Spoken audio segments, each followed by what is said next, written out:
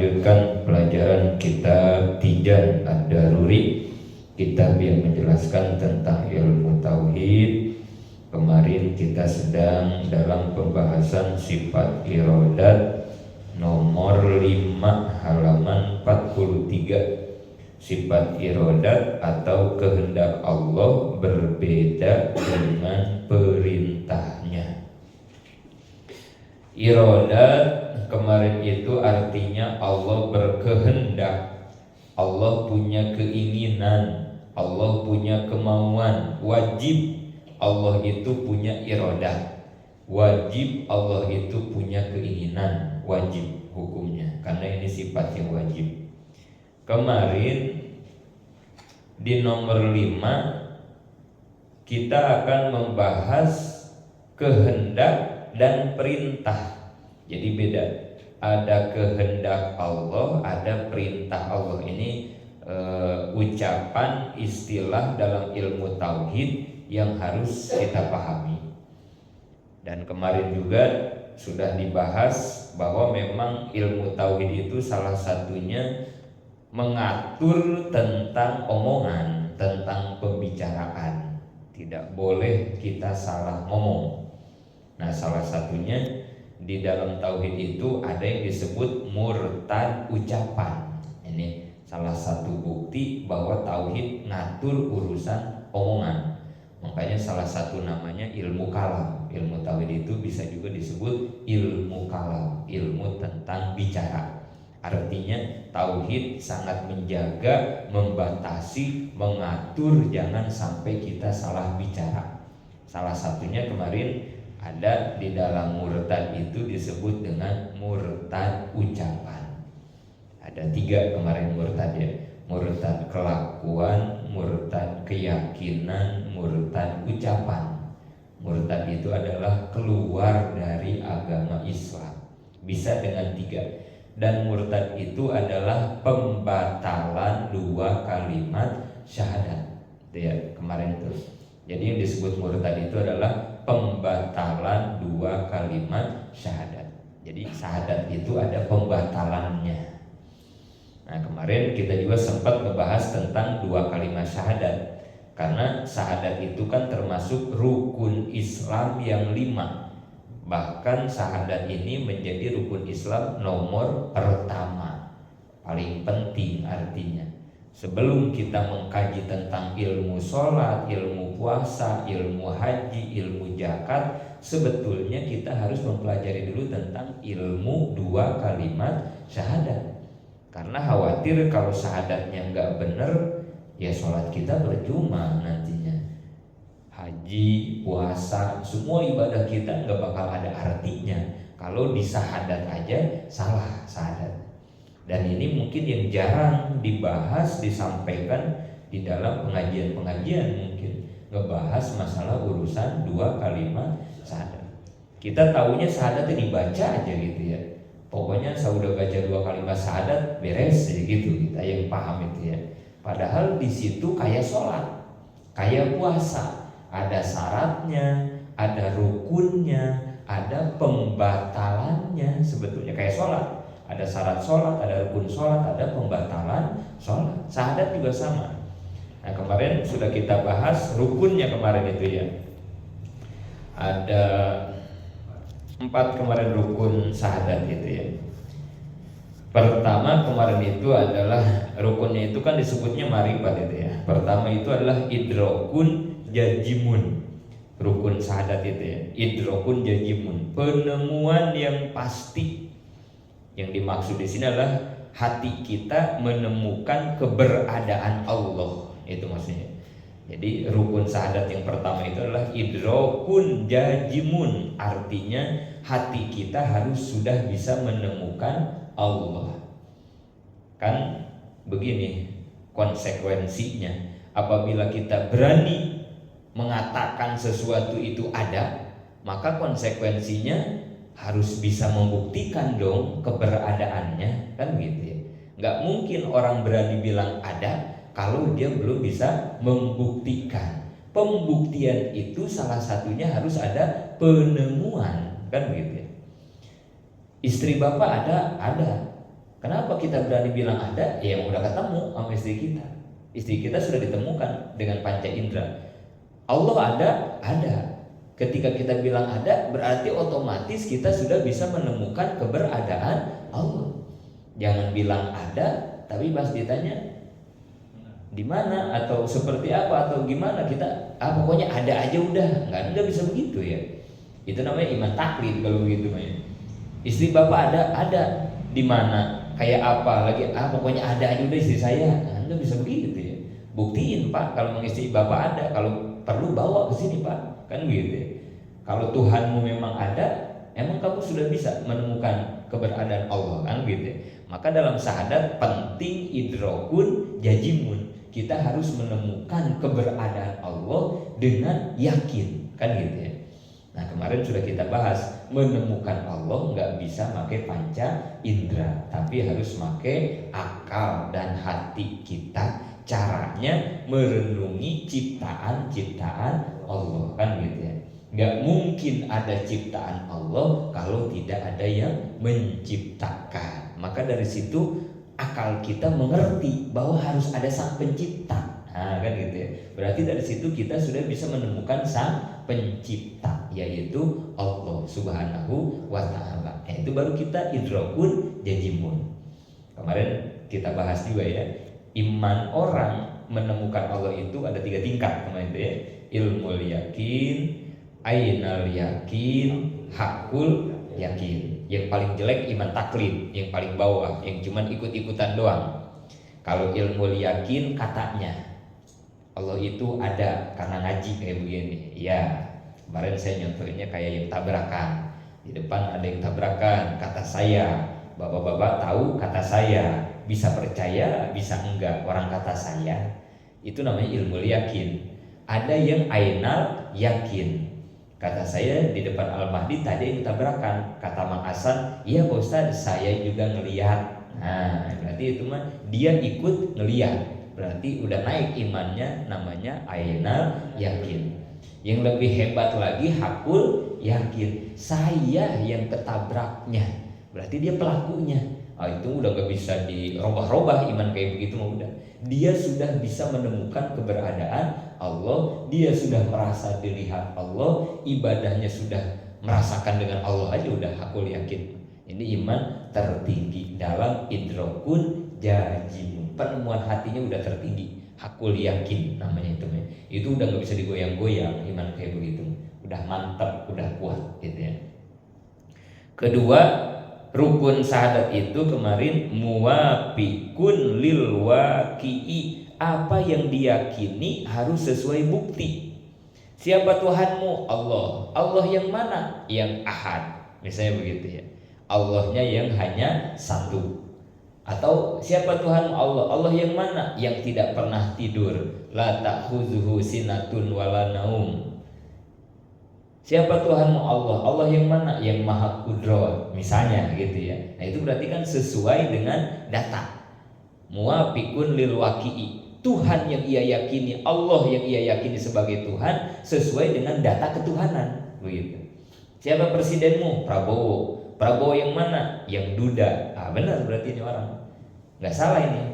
Kalau bilang Prabowo yang punya bini, salah itu berarti kan tidak sesuai dengan data.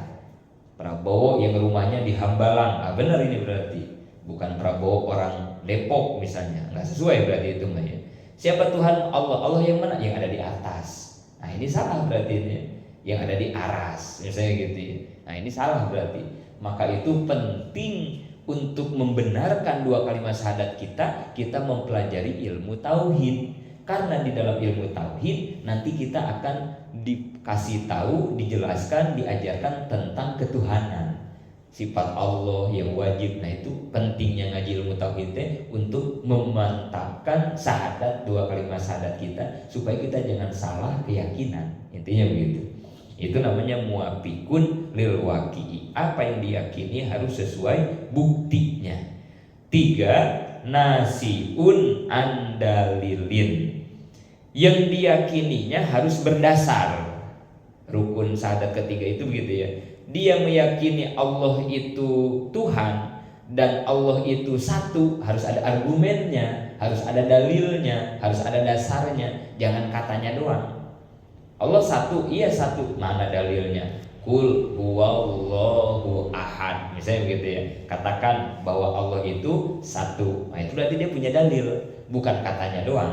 Kan berarti keyakinannya bukan katanya, tapi benar-benar dia paham dalil. Dalil ini bisa dipahami kalau kita mau mengkaji tentang ilmu tauhidnya.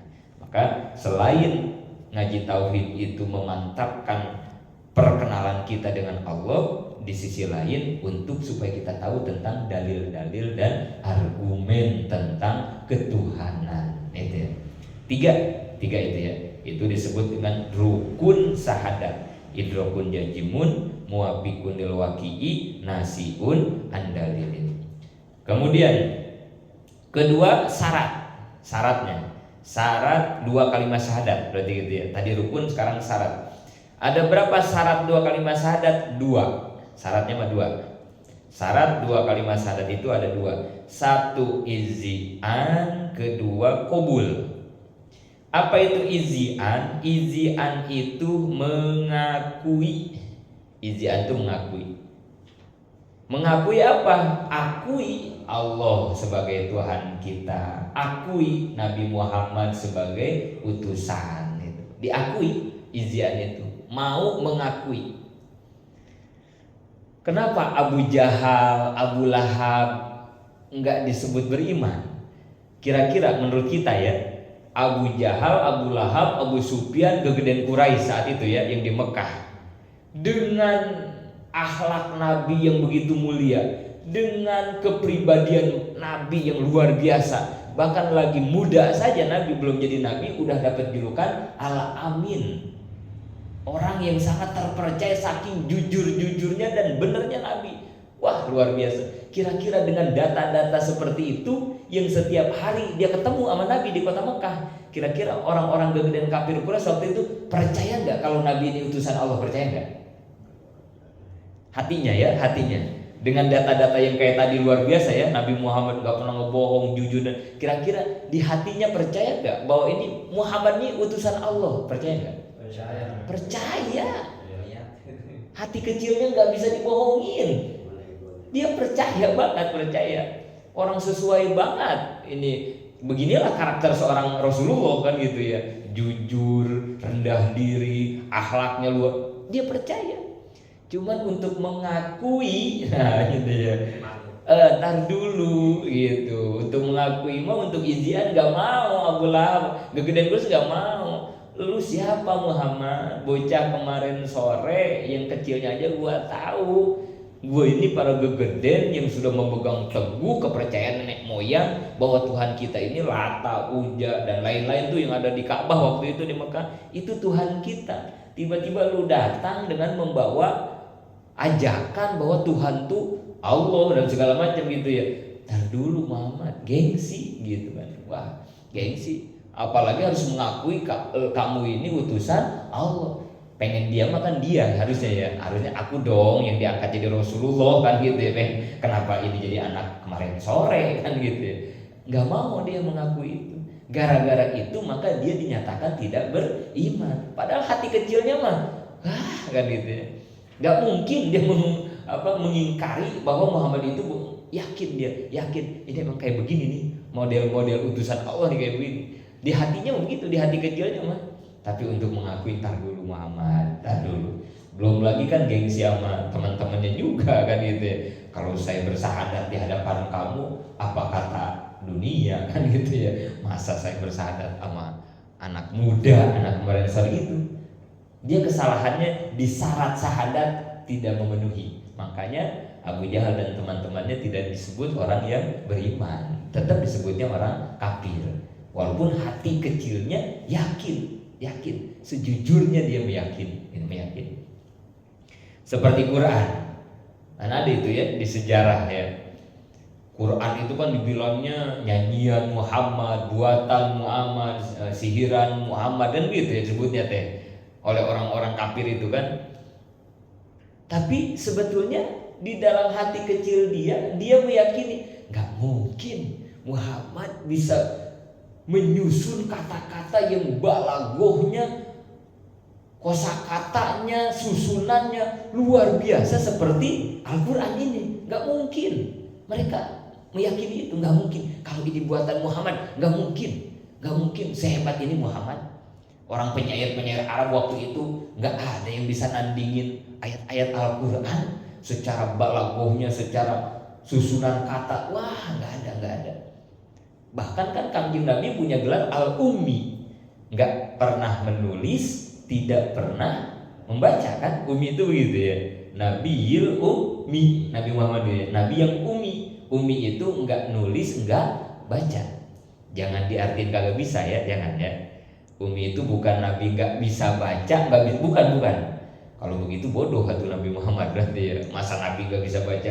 Bukan enggak bisa, enggak pernah. Nah gitu ya, enggak pernah tulis kayak kita Nabi mah, dan enggak pernah baca kali ada kitab apa enggak gitu ya. Karena kan langsung dari Jibril turun wahyu, langsung hafal, langsung disampaikan kan gitu ya Nabi mah. Quran yang nulis Nabi bukan. Itu kan bukan Nabi ya, sahabat Nabi kan ya yang mulai nulis Quran itu ya. Karena waktu itu kan penghafal Quran mulai pada gugur ketika perang. Kalau perang gugur, Nabi khawatir nanti ya Quran dilupakan gitu ya. Makanya Zaid bin Sabit gitu ya, sekretaris jenderal gitu ya, bagian penulisan Quran yang pertama, disuruhlah sama Nabi untuk menulis Al-Quran. Bukan Nabi yang nulis, sahabatnya Zaid bin Sabit.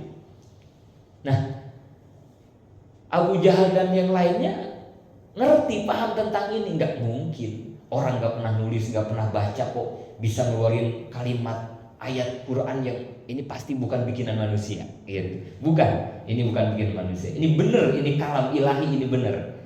Makanya walaupun dia ngelarang-larang juga ya orang-orang untuk ngedengerin Quran, karena dia tahu kalau orang ngedenger Quran bisa tertarik, bisa kebawa, bisa terhipnotis.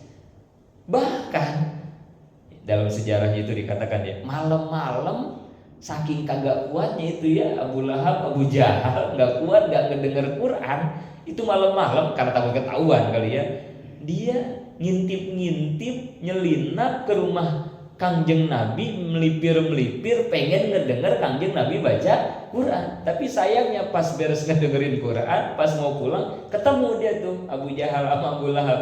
Dari mana kamu? Aduh kan itu, habis ngedengerin Quran Muhammad.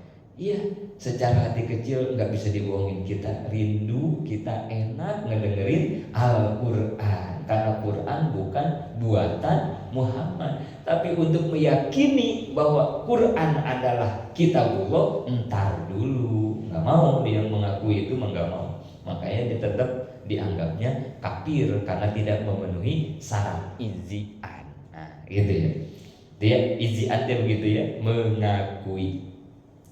Bahkan di surat Al-Baqarah ayat 146 dikatakan ya'rifunahu kama ya'rifuna abna'ahum.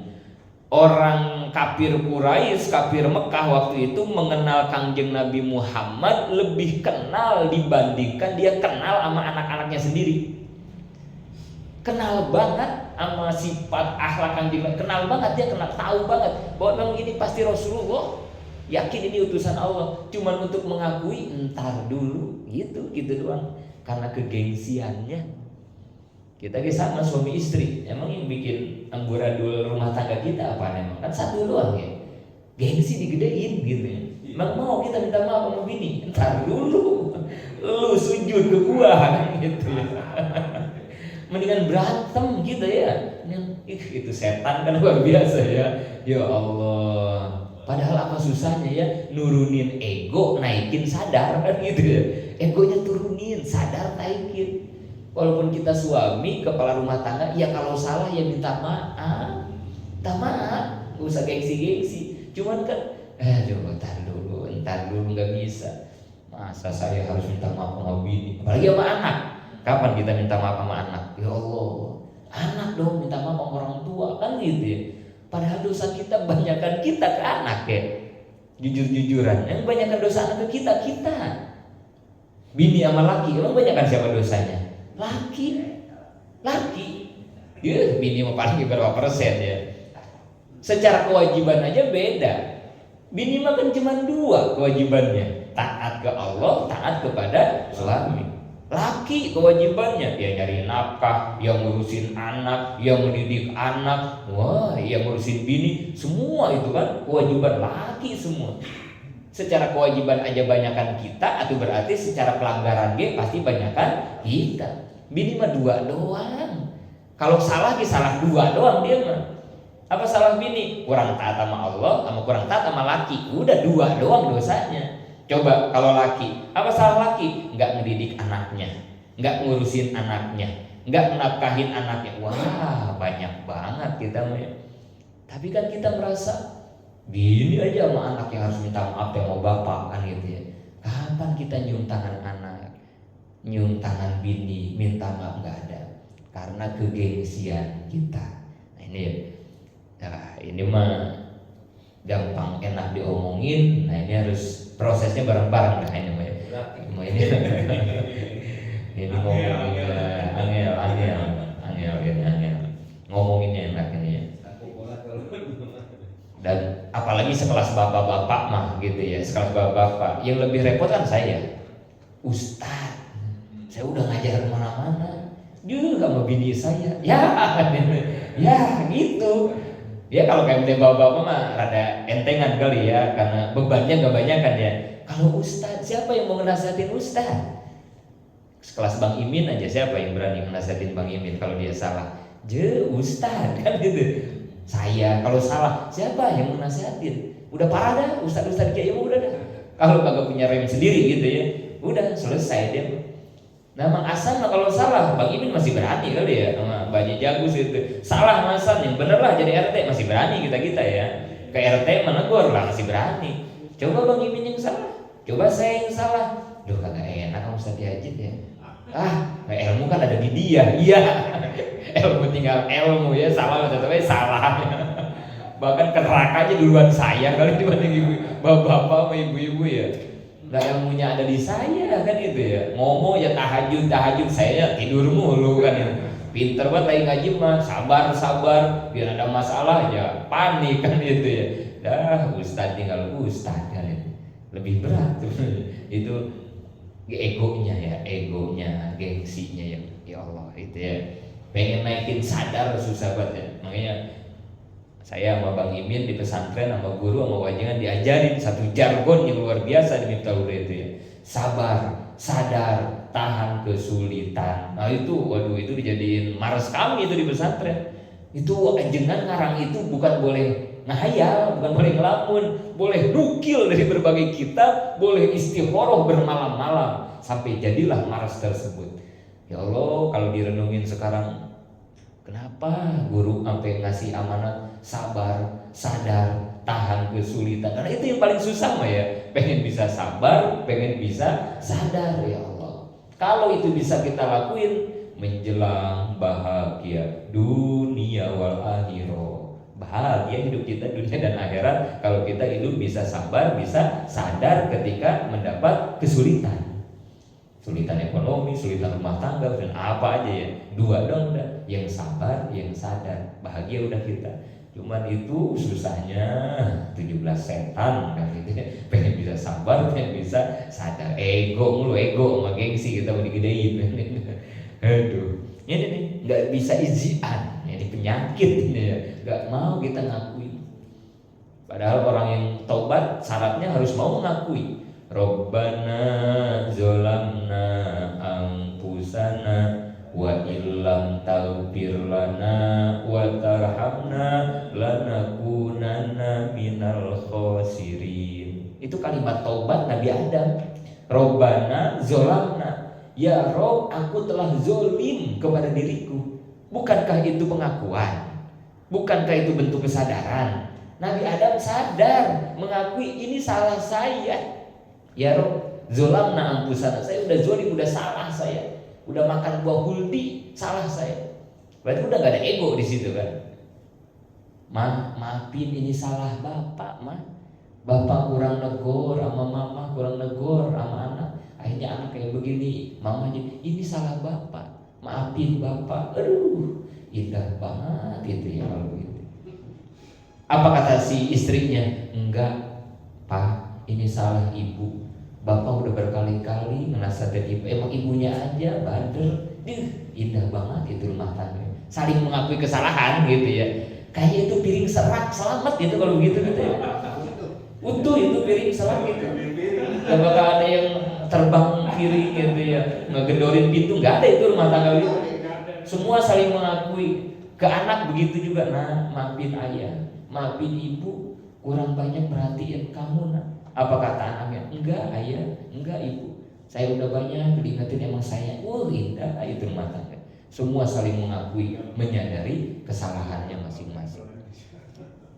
Kalau udah begitu baru wa illam taghfir lana, baru kita minta ampun.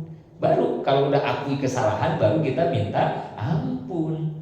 Jangan istighfar dulu, astagfirullahaladzim, astagfirullahaladzim. Baru kita kagak sadar apa salahnya. Nggak bisa tobat begitu. Kemarin kata Pak Haji kan, pulang dari hajian, ada yang keder, ada yang jadi jauh kan begitu ya. Dia mau istighfar apa sih kalau nggak ingat dosanya, sama Allah nggak bakalan dibalikin ke hotel itu. Tapi kalau dia ingat aja langsung sama dosanya, oh iya dulu di rumah saya pernah nendang ayam atau nendang teman, makanya sekarang saya di sini di Mekah ditendangin mulu sama kulit hitam. Nah kalau udah ingat aja dia sama dosanya, baru astagfirullah. Biasanya udah itu beres sama Allah, udah nggak bakal ditegur lagi gitu ya. Biasanya begitu ya di Mekah di Madinah itu. Asal sadar aja kita, sadar tuh ingat akan kesalahan gitu ya. Yang parah kan begini, saya punya dosa apa ya? Kok gini? Ya, kayaknya suci banget itu orang ya. Sampai begitu dari mulutnya ya, manis lah. Perasaan saya nggak, ya Allah, sampai begitu dia ngomongnya. Perasaan saya nggak punya kesalahan. Apa ya dosanya? Indah amat itu ngomong begitu ya. Udah wali kali itu orang begitu ya. Jangan begitu, langsung cek sama kita. Ini kok tiba-tiba saya ada yang ngejegugin, saya ada yang ngelepak. Buru-buru ingetin, saya pernah ngelepak siapa ya? Terus gitu ya, sampai ketemu itu ya dosa. Oh iya si Anu pernah saya kelepak. Astagfirullah. Itu harusnya disadari dulu, diakui dulu ya. Baru biasanya orang kayak begitu bisa tobat. Kalau cuma istighfar doang, nggak ingat sama dosa mah nggak ada artinya istighfar kita ya, nggak ada. Ngampunin apaan kata Allah? Lu sama dosa aja kagak ingat kan? Lu minta ampun apa ini kan begitu? Ingetin dulu dosanya. Ihtisabun nafsi teh kan begitu ya. Introspeksi diri teh kan begitu ya. Dari mulai bangun tidur sampai menjelang tidur ingat-ingat tuh dosa apa yang kita lakukan hari ini. Begitu ketemu istighfar sebelum tidur. Astagfirullah, tadi saya ngegibah, tadi saya ngomongin orang, astagfirullahaladzim. Itu kan kalau ngomongin orang gak bakal diampuni dosanya sebelum minta maaf sama orangnya. WA dulu tuh sebelum tidur tuh, amin kita omongin, Bang Imin maaf tadi saya ngomongin Bang Imin, maafin saya Bang Imin. Kata Bang Imin, udah biarin Jin, biasa abang mau diomongin orang, udah dimaafin. Baru tuh kita astagfirullah, asal tidur dah. Berarti udah beres begitu tuh, udah tobat namanya gitu. Apa saja, pernah nyakitin orang tadi siang, pernah nyentak orang. Makanya kalau di jalan apalagi ya, hati-hati banget kalau di jalan. Jangan berani-berani bikin dosa di jalan. Tobatnya susah. Yang tadi kita gentak orang mana? Ya Allah. Dia cuma gara-gara kita lagi jalan dia nyalip gitu doang tuh. Kita kesel. Ngomong kan udah jadi-jadi gitu. Wah. Itu orang kalau sakit hati itu orang ya. Dosa dia cuma nyalip kita nggak sengaja, tapi kita maki-maki dia di luar dosa dia kan gitu ya, artinya melebihi lah gitu ya. Kayak kita terlalu lah maki-makinya, sampai dia sakit hati, dia pergi aja udah. Kita nggak tahu rumahnya, nggak tahu namanya, nggak tahu. Itu gimana nobatinnya itu gimana? Susah udah itu.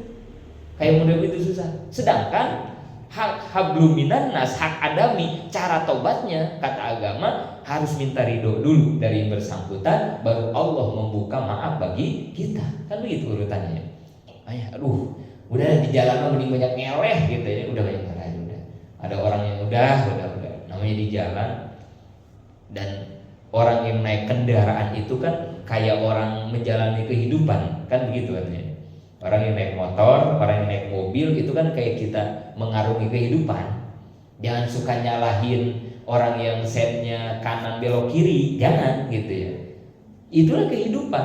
Jangan suka nyalahin jalan jelek amat sih, jangan. Asal kita pinter aja menguasai mobil, menguasai motor, enak kok jalan jelek gitu. Sebaliknya walaupun jalannya mulus rata, kalau bawanya olang-oleng, main rem, main gas, gak enak kita bawa mobil gitu. Tapi walaupun jelek nih jalannya rusak, kalau jalannya enak, hati-hati, pelan-pelan, enak, itu bisa gak kerasa jalan jelek gitu. Begitulah kehidupan. Jangan nyalahin masalah. Lah memang kehidupan masalah kan gitu. Allazi khalaqal mauta wal hayata liyabluwakum. Emang tempat masalah hidup mah. Enggak usah. Ini si bini begini banget, ngeliat tetangga sih, ayo aja orang mau enggak usah. Kitanya aja nih yang menakhodai, yang menyupiri perjalanan kehidupan ini yang benar, nyupirnya yang enak. Tetangga mau ngomongin kayak bini mau lagu apa kayak, kalau kitanya enak mah enak aja, enjoy aja. Semua itu nggak jadi masalah buat kita, enggak. Sebaliknya walaupun istri enak, tetangga enak, emang kalau diri kitanya kagak bener mah orang geblek, ya geblek aja kan gitu. Enggak. Rumah pinggir musola nggak sholat mah nggak sholat aja kan gitu. Tapi kalau orang bener walaupun jauh kayak disamperin aja waktunya sholat berjamaah. Jadi nggak usah menyalahi keadaan, nggak usah nyalahi. Langsung aja introspeksi diri aja, kembali ke diri. Emang saya kurang bisa bawa mobil. Gak usah nyalahin orang yang ngebut, gak ngelaksonin, nyebrang, gak usah. Kitanya kalau hati-hati biasa aja kok menghadapi semua itu. Gak usah dijadiin masalah kan gitu ya. Nah, kayak begitu katanya, menjalani kehidupan kayak orang yang bawa mobil, bawa motor. Jangan banyak nyalahin keadaan. Macet banget ini, macet banget, enggak udah ya orang udah macet mau gimana? Ya udah nikmati saya mau gimana? Emang Sumbir dari dulu begitu, mau diapain? Kecuali sama wali kota dibikin flyover kan gitu ya. Jangan lah, ya sebelum ada mah ya nikmati saja. Ini sih gara-gara kesiangan, usah nyalahin kesiangan ya udah. Ini motornya jelek sih, coba kalau tadi nggak usah nyalahin motor udah. Capek hidup begitu nyalahin orang mulu kan gitu ya. Udah kitanya aja bawa enjoy, diri kita yang bawa enak, nanti kita jadi enak kan. Satu lagi tanggung syarat syahadat yang kedua qabul. Yang pertama izian, yang kedua qabul. Apa itu qabul? Menerima. Apa yang harus kita terima? Ini dalam ikrarnya ya, ikrar penerimaan. Kita baca bareng. Raditu billahi robba wa bil islami dina wa bi muhammadin nabiyya wa rasula wa bil qur'ani imama wa bil ka'bati wa bil mu'minina ihwana. Ini yang pertama yang harus diakui ya. Raditu billahi robba, akui Allah sebagai Tuhan. Pertama gitu ya. Wa bil islami dina, akui Islam sebagai agama. Wa bi muhammadin nabiyya wa rasula, akui Kangjeng Nabi Muhammad sebagai nabi dan rasul. Wabil Qur'ani imama, akui Quran sebagai imam, pedoman. Wabil Ka'bati kiblata, akui Ka'bah sebagai kiblat. Wabil mu'minina ihwana, akui orang mukmin sebagai saudara. Nah ini harus diakui nih. 6. Raditu billahi robba. Itu ya. Kemudian yang harus diterima apa? Seluruh ajaran-ajaran Allah. Qabul, nerima. Yang harus diterima itu ya, seluruh ajaran-ajaran Allah. Ajaran Allah ada berapa? Ajaran Allah atau pedoman atau petunjuk hidup ada berapa? Apa? Ajaran Allah itu berupa apa? Perintah Allah, larangan Allah itu berupa apa? Bentuknya apa? Pelaturan Allah, undang-undang Allah buat kita hidup nih ya. Itu berupa apa? Quran.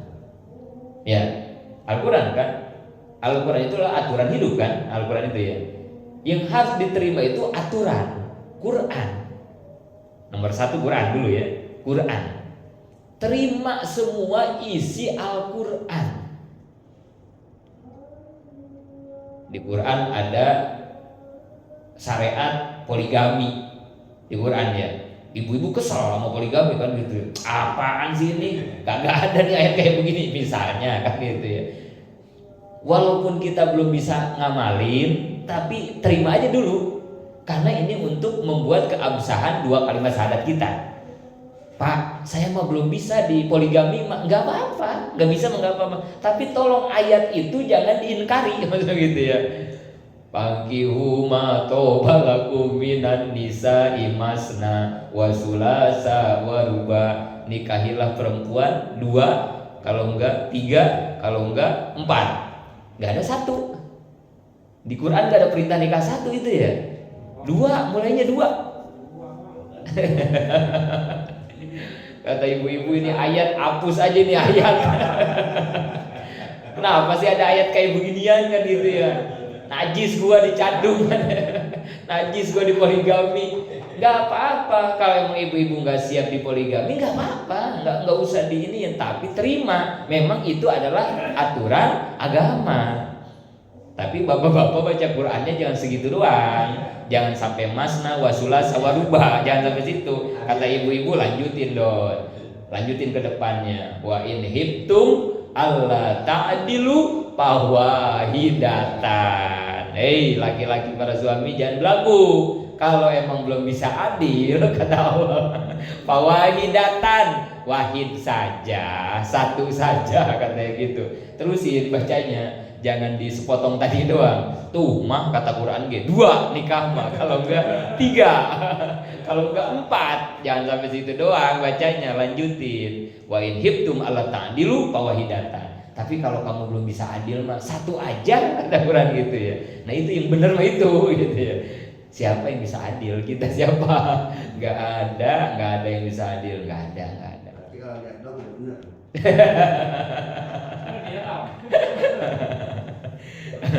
Niat dulu.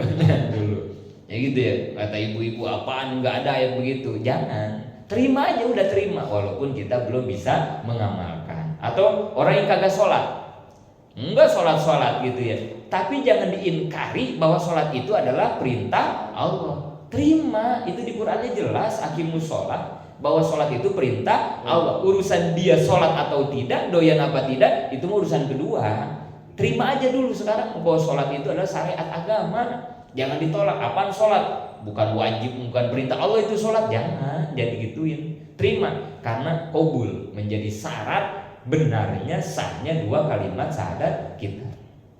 Itu Quran.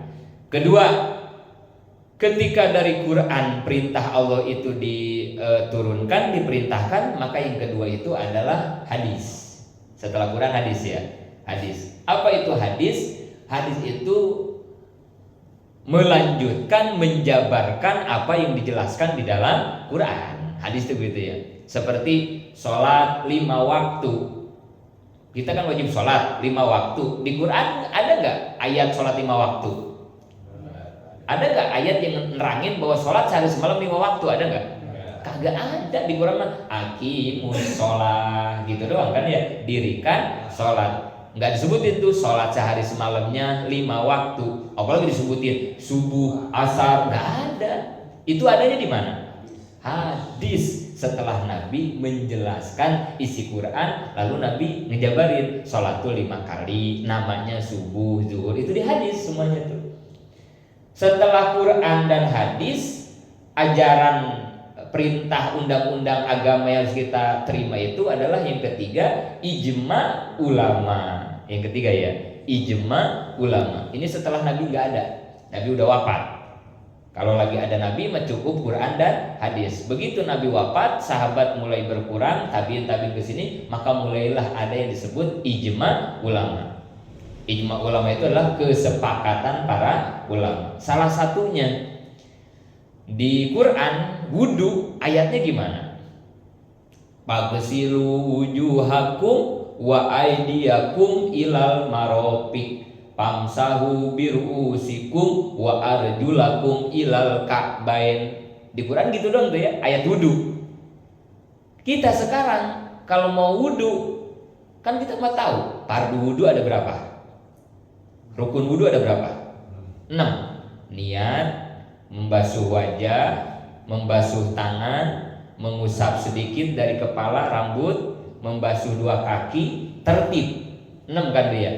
Itu rukun wudhu 6 ada nggak di Quran? Nggak ada. Di hadis? Nggak ada. Ini ulama yang bikin begini ini. Kita dapatnya dari mana? Dari kitab Safinatul Najah, dari kitab-kitab ulama ya. Maka itu ijma ulama adalah pedoman hidup, termasuk pedoman hidup. Ijma ulama yang pedoman hidup yang ketiga setelah Quran, kemudian hadis, kemudian ijma ulama. Yang keempat kias. Pedoman hidup itu kias. Yang keempat apa itu kias? Menyamakan satu hukum dengan hukum yang ada. Hukumnya nampar orang tua, nonjok nendang orang tua, hukumnya apa? Nonjok nampar orang tua bapak ibu kita, hukumnya apa? Hukumnya apa secara agama? Orang tua kita tonjok, kita tampar, haram. Hukumnya ya, haram disebutnya ya, haram. Ada nggak di Quran kalimat yang menyebutkan nampar orang tua haram? Ada nggak? Nggak ada. Di Quran cuma begini kalimatnya, wala takullahuma wala tanharhuma wa kullahuma qaulan karima. Jangan kamu bilang pada orang tua. Dibilang gitu doang. Jangan kamu bilang Yang kedua, jangan nyentak. Ke orang tua nggak boleh nyentak, nggak boleh pakai suara tinggi kalau ngomong. Wa kullahuma qaulan karima, ngomongnya yang baik kalau sama orang tua. Dari sini ulama mengkiaskan, nyebut saja, nyentak saja ke orang tua haram. Itu haram ayat itu ya. Nyebut sama nyentak orang tua haram. Apalagi, kias tuh gitu. Apalagi nonjok orang tua. Gitu. Padahal kalimat secara tekstual memukul nggak ada di Quran, nggak ada. Yang ada cuman nyebut sama nyentak. Tapi ayat itu dikias, disamain sama ulama, maka jadilah hukum nendang orang tua, segala hal yang menyakiti orang tua hukumnya haram. Rokok makruh, mana dalilnya? Di Quran nggak ada. Atau yang sekarang lah sabu-sabu, narkoba, ada hadisnya, ada ayatnya tentang haram sabu-sabu, nggak ada. Ganja nggak ada. Di Quran cuman innamal khomru wal maisir, judi dan mabokan. Nah itu teh hasil kias. Karena ngisep ganja membuat orang mabok, maka berarti hukum ganja haram seperti khomer. Nah itu namanya hukum kias teh kayak begitu.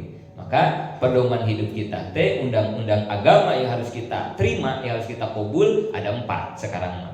Quran, hadis, ijma ulama, dan qiyas. Nah itu yang harus kita terima, qabul gitu ya. Nah selesai itu ya tentang 2 kalimat syahadat. Rukunnya ada 3, syaratnya ada 2, pembatalannya udah murtad itu ya 3 juga kan pembatalan. Jadi udah nih kita ngebahas tentang 2 kalimat syahadat. Rukunnya udah, syaratnya udah, pembatalannya udah. Nah segitulah secara global pembahasan 2 kalimat syahadat sampai di situ gitu ya pemahaman. Nanti insya Allah minggu depan baru kita lanjutkan penjelasan tentang kehendak dan perintah Allah. Mudah-mudahan manfaat, amin ya Allah ya rabbal alamin.